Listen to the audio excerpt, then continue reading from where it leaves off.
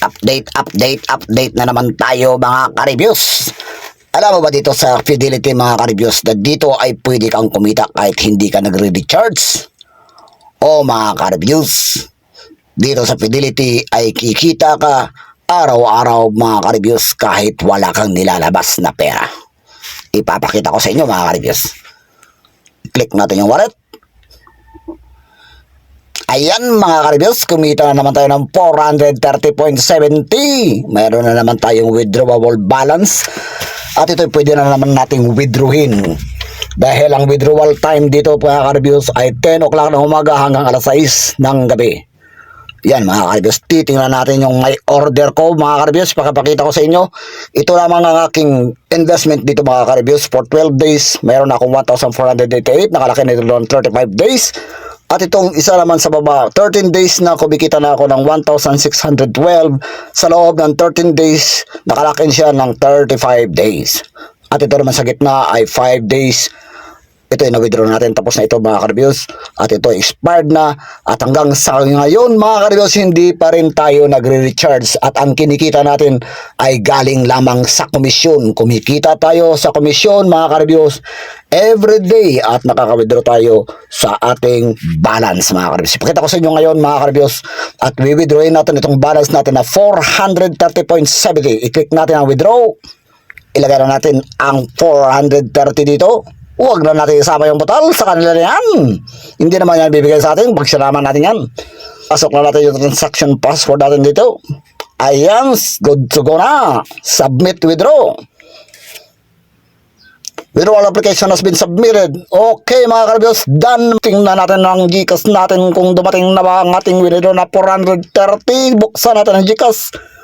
Ayan mga ka-reviews, nag-loading na. Minsan mabilis, minsan mabagal. Tingnan natin, sulipin na natin mga ka-reviews. Baka mabilis ngayon, wala pa rin. Tingnan natin sa transaction. Okay mga ka-reviews, balik tayo mamaya. Antayin natin kung ilang minuto yung oras ba bago dumating sa GCash natin ating withdraw na 430 mga ka-reviews. A few moments later. Okay mga ka-reviews, punta na tayo sa GCash. After 30 minutes, tignan natin kung pumasok na ba yung ating withdraw. Ayan, nag-loading na naman. Silipin natin mga kung tumasok na ba yung 430 na ating withdraw. Ayan na. Mukhang pumasok na mga ka-reviews. Tingnan natin sa inbox. Ayun mga ka-reviews, 404 may dumating 41 minutes ago. Balik tayo mga ka-reviews sa ating transaction record. Punta lang tayo sa komisyon. Punta natin ang withdraw. Click lang natin. Ayun mga ka-reviews, 404.20 ang amount na na-receive natin dahil may bawas itong 6% which is 25.80 mga ka-reviews. Mga ka-reviews, kung titignan ninyo, marami na ako nawi-withdraw dito galing sa aking komisyon na kahit wala akong dire-recharge ay patuloy-tuloy pa rin ako kumikita dito everyday mga ka-reviews. Kung titignan natin, ito yung mga na-withdraw ko 430. Meron pa dito sa baba mga ka-reviews. Ayan mga ka-reviews, 178. 264, 512, 220, marami pang iba mga ka-reviews. Naglo-loading nandyan pa sa baba mga ka-reviews.